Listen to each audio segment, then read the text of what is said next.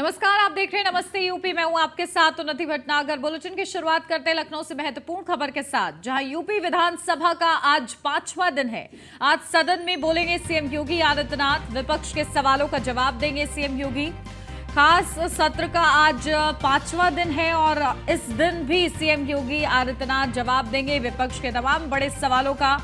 खास ये सत्र है मॉनसून सत्र, जिसमें कई मुद्दों को लेकर चर्चा हो रही है, कई विधेयकों पर चर्चा हो रही है। और इस बीच आज 5वें दिन सदन में सीएम योगी आदित्यनाथ विपक्ष के सवालों का जवाब देंगे। विपक्ष लगातार महंगाई, रोजगार को लेकर सरकार को घेर रहा है और इन तमाम मुद्दों पर सीएम योगी आदित्यनाथ जवाब दे रहे हैं। और आज सदन के 5वें दिन भी सीएम योगी आदित्यनाथ जवाब देंगे विपक्ष के सवालों का। तो यूपी विधानसभा का आज 5वां दिन है। सदन में बोलेंगे सीएम योगी आदित्यनाथ और विपक्ष के सवालों का जवाब देंगे।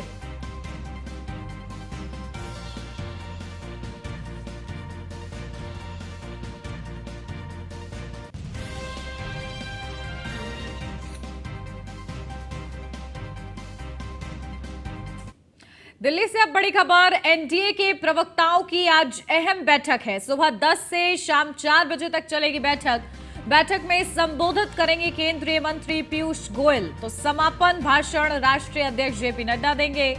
बैठक में आगामी लोकसभा चुनाव पर चर्चा होगी। तो मिशन 2024 की तैयारी को लेकर खास बैठक, और इस बैठक में भाषण राष्ट्रीय अध्यक्ष जेपी नड्डा का होगा। बैठक में आगामी लोकसभा चुनाव पर चर्चा होगी। एनडीए के प्रवक्ताओं की आज अहम बैठक है और प्रवक्ताओं को बड़े निर्देश दिए जाएंगे राष्ट्रीय अध्यक्ष जेपी नड्डा की तरफ से। सुबह 10 बजे से लेकर शाम 4 बजे तक ये बैठक चलेगी।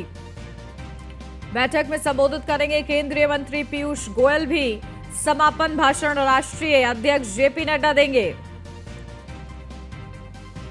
तो बैठक में आगामी लोकसभा चुनाव पर चर्चा होगी। तो दिल्ली से ये बड़ी अपडेट हम आपको बता रहे हैं। एनडीए के प्रवक्ताओं की आज अहम बैठक है। सुबह 10 बजे से शाम 4 बजे तक ये बैठक चलेगी। तो बैठक में संबोधित करेंगे केंद्रीय मंत्री पीयूष गोयल। समापन भाषण राष्ट्रीय अध्यक्ष जेपी नड्डा देंगे।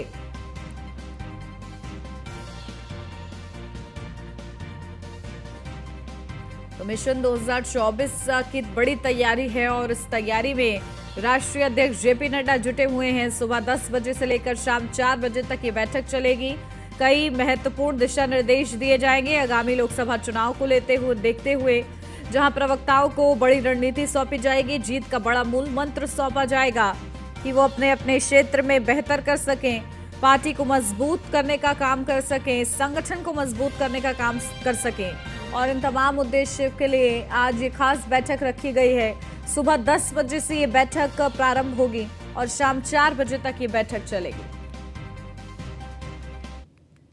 दिल्ली से अगली खबर, बंगाल दौरे पर जाएंगे बीजेपी के राष्ट्रीय अध्यक्ष। पश्चिम बंगाल में पार्टी कार्यकर्ताओं से मिलने जाएंगे जेपी नड्डा।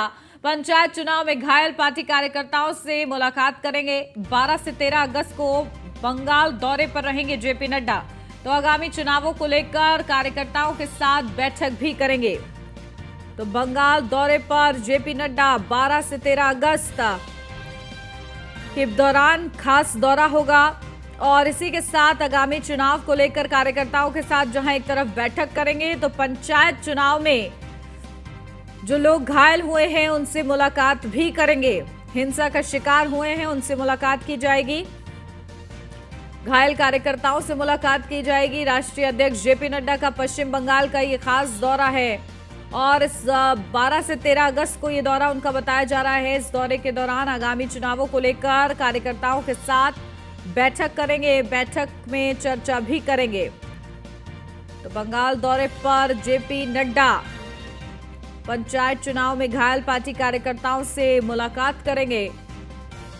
12 से 13 अगस्त को बंगाल दौरे पर रहेंगे जेपी नड्डा।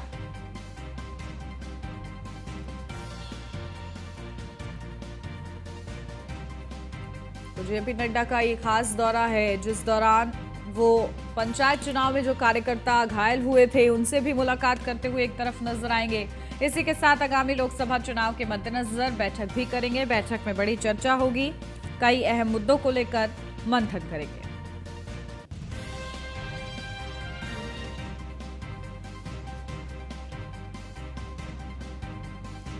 तो बंगाल दौरे पर जेपी नड्डा।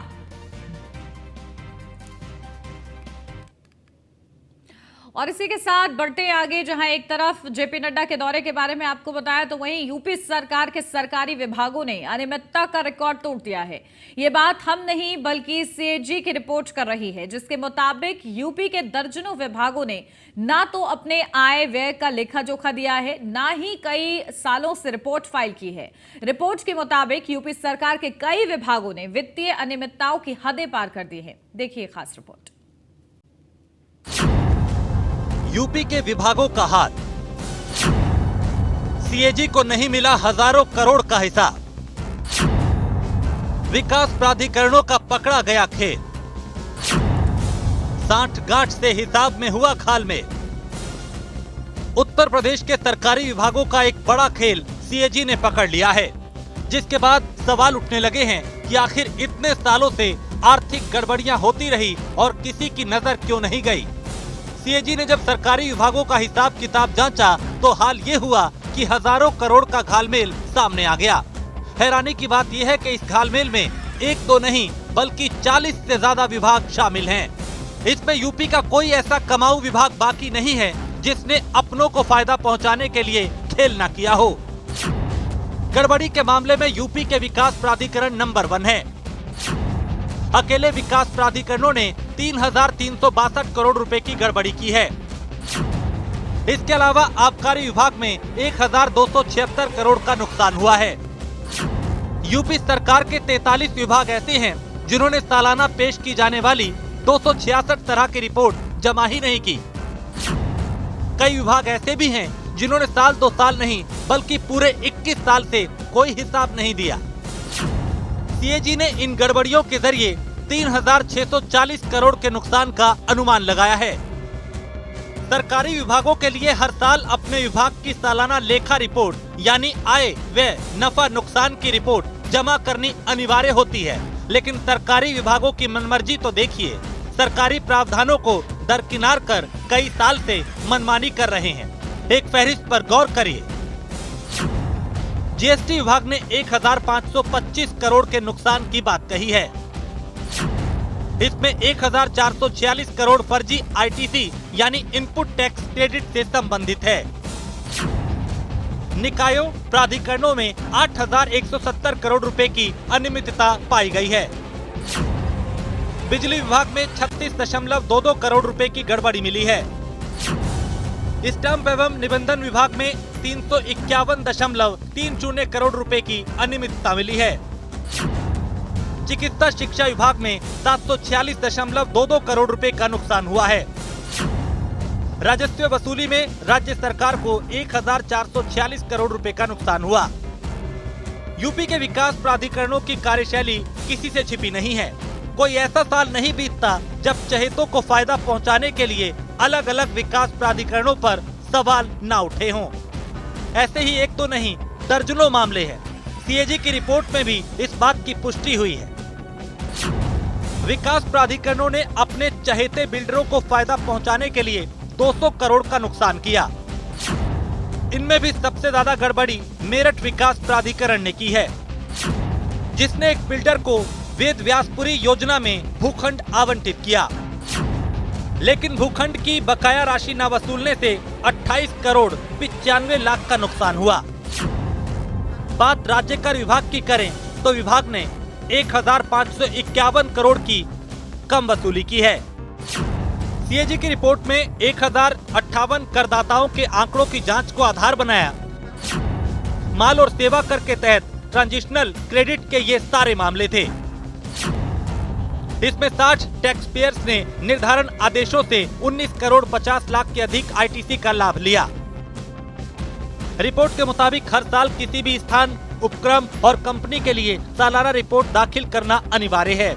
इससे उनकी वित्तीय सेहत की जानकारी मिलती है। रिपोर्ट से पता चलता है कि उनकी आय व्यय कितना रही है और कितना लोन लिया है, कितना लोन अदा किया है, बैंकों की ग्रेडिंग क्या है, संस्थान के पास कितनी संपत्ति है, कितनी संपत्ति बेची है, लेकिन इतनी महत्वपूर्ण रिपोर्ट भी 43 सरकारी उद्यमों ने जमा करना उचित नहीं समझा। रिपोर्ट न सौंपने की समय सीमा के मामले में राज्य हथकरघा निगम नंबर 1 है, जिसने 2001 के बाद 21 साल में आज तक सालाना रिपोर्ट सरकार को नहीं दी। दूसरे नंबर पर वक्फ विकास निगम है, जिसने 2003 के बाद से अब तक रिपोर्ट नहीं दी। वक्फ बोर्ड के ऊपर 18 रिपोर्ट बकाया है। इतना ही नहीं, अल्पसंख्यक वित्त और विकास निगम तीसरे नंबर पर है। इस विभाग की 16 रिपोर्ट अब तक दाखिल नहीं की गई हैं। समझना मुश्किल नहीं है कि सरकारी विभाग किस तरह यूपी सरकार को लगातार लंबे वक्त से चूना लगा रहे हैं और सरकार की नाक के नीचे मनमानी कर रहे हैं। कहानी इतनी भर नहीं है, बल्कि और भी विभाग हैं जो लगातार वर्षों से सरकार की आंखों में धूल झोंकने का काम कर रहे हैं। ऐसे ही कुछ और नामों का खुलासा सीएजी की रिपोर्ट में हुआ है।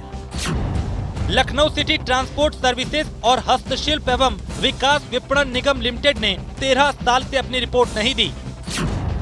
उत्तर Pradesh drugs and pharmaceuticals limited, Agra Mathura city transport limited, Kanpur city transport limited और वाराणसी सिटी ट्रांसपोर्ट लिमिटेड ने 12 साल से अपना खर्च का हिसाब नहीं दिया।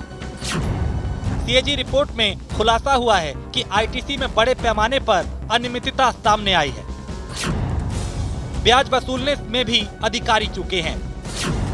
ऐसे में सरकार को करीब 1440 करोड़ रुपए का नुकसान उठाना पड़ा। कहना गलत नहीं होगा कि सरकारी विभागों में लंबे समय से आर्थिक गड़बड़ियों का ऐसा खेल चल रहा है जो अब तक किसी की पकड़ में नहीं आया, लेकिन सीएजी ने इन सारी गड़बड़ियों से पर्दा हटा दिया। ऐसे में अब इंतजार कार्रवाई का है, क्योंकि इतने बड़े पैमाने पर आर्थिक गड़बड़ी बगैर टॉप लेवल के अधिकारियों की शह के मुमकिन नहीं हो सकता। देखना होगा इस खुलासे के बाद सरकार किस तरह बेलगाम सरकारी विभागों पर नकेल कसती है। Bureau report, news 1 India.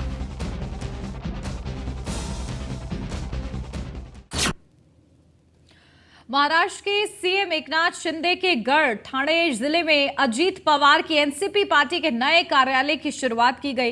इस कार्यालय का उद्घाटन महाराष्ट्र के उप मुख्यमंत्री अजीत पवार ने किया। इस दौरान अजीत पवार ने कहा है कि हमारा लक्ष्य ठाणे में राष्ट्रवादी कांग्रेस पार्टी के नए कार्यालय पर होगा, जिसे आनंद परांजपे, नजीब मुल्ला और उनके सहयोगियों ने अथक प्रयासों से बनाया है।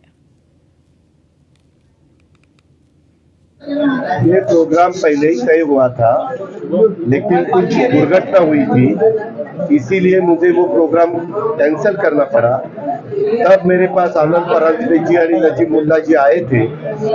तब मैंने छोटी एक क्लिप उनको दी थी और बताया था कि आज नहीं, लेकिन सेशन खत्म होने के बाद मैं जरूर आ जाऊंगा। वैसा आज का डेट मैंने उनको दी थी, इसी हिसाब से मैं आया। सबके साथ ये ऑफिस का मैंने उद्घाटन किया और मुझे जो भी लोगों को, कार्यकर्ताओं को बताना चाहिए था वो मैंने। पुणे जिले के येरवड़ा जेल की ओर से नई पहल की शुरुआत की गई है, जहां खुले कारागृह में कैदियों ने श्रृंखला कैंटीन का निर्माण किया है। कैंटीन का उद्घाटन पुलिस महासंचालक और कारागृह महानिरीक्षक अमिताभ गुप्ता ने किया है। इस बीच जेल के अधीक्षक अनिल खामकर ने कहा है कि इस कैंटीन का लाभ आम आदमी भी ले सकता है, साथ ही कैदी ही यहां किचन का काम संभालेंगे।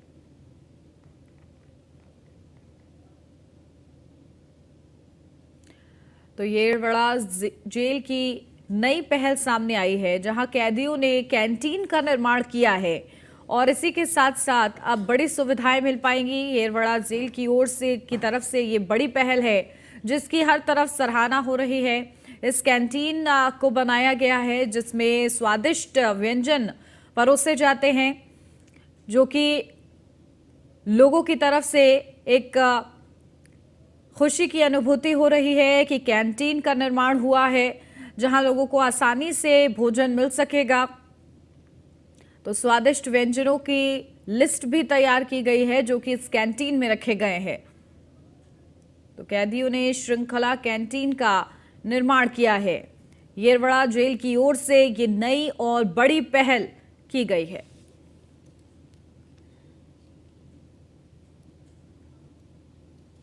बांका के अमरपुर नगर पंचायत में प्रधानमंत्री शहरी आवास योजना में कमीशन खोरी मामले को लेकर वार्ड पार्षद पंकज कुमार दास ने दर्जनों लाभार्थियों के साथ नगर पंचायत कार्यालय परिसर में धरने पर बैठ गए। इस दौरान लाभार्थियों ने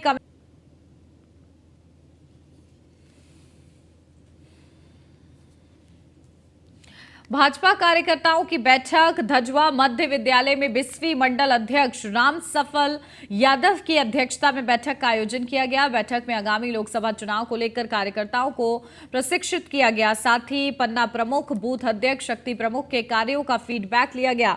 बैठक को संबोधित करते हुए पूर्व सांसद हुक्मदेव नारायण यादव ने कहा कि अनुशासित कार्यकर्ताओं के बल पर भाजपा अपने सहयोगी दल की मदद में से 2024 लोकसभा का चुनाव प्रचंड बहुमत से जीतेगी। उन्होंने कहा कि देश ही नहीं पूरे विश्व में पीएम मोदी की पहचान एक मजबूत नेता के रूप में हुई है।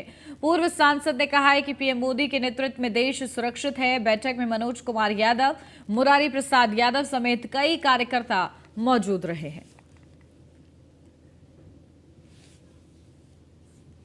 औरंगाबाद के रफीगंज में स्थित राजा बगीचा में सपा के जिला अध्यक्ष डॉक्टर तुलसी यादव के नेतृत्व में सभी प्रखंडों के कार्यकर्ता मौजूद रहे। इस दौरान सपा कार्यकर्ताओं ने उत्तर प्रदेश के पूर्व मुख्यमंत्री अखिलेश यादव के आह्वान पर क्रांति दिवस मनाया। इस अवसर पर डॉक्टर तुलसी यादव ने कहा कि देश में बढ़ते महंगाई, बेरोजगारी, भ्रष्टाचार एवं मणिपुर जैसे शर्मनाक घटना अत्यंत निंदनीय है। केंद्र सरकार पर निशाना साधते हुए कहा कि मौजूदा सरकार तानाशाही कर रही है। और हमारे समाजवादी पार्टी के राष्ट्रीय अध्यक्ष माननीय अखिलेश यादव जी ने आह्वान किया है कि आप तमाम देश के छात्र, नौजवान, मजदूर, किसान क्रांति दिवस मनाएं और संकल्प लें कि इस देश के हित में जो काम करेगा वही सत्ता पर आसीन होगा। जो किसानों के हित में काम करे, जो छात्रों के हित में काम करे, जो मजदूरों के हित में काम करे, जो व्यवसायियों के हित में काम करे, वैसे लोगों के हाथ में शासन होनी चाहिए। इसलिए जो आज देश में महंगाई, भ्रष्टाचार, जुर्म, अत्याचार बढ़ा हुआ है, मणिपुर जैसी घटना होती है, शर्मनाक घटना होती है, इस परिस्थिति में माननीय अखिलेश यादव जी ने कहा कि उठो नौजवानों, छात्रों, मजदूर, किसानों और देश की एकता, अखंडता को मजबूत करो और इस हिंदुस्तान में मजदूर और छात्र और किसानों की खुशहाली, व्यवसायियों की खुशहाली के लिए एकताबद्ध होकर। कैमूर जिले के रामपुर प्रखंड में चाय गांव के खेतों में बारिश के बाद पहाड़ी गांव से आए पानी से 60 एकड़ से अधिक धान की रोपी गई फसल डूबी है। ये फसल 100 से अधिक किसानों की बताई जाती है।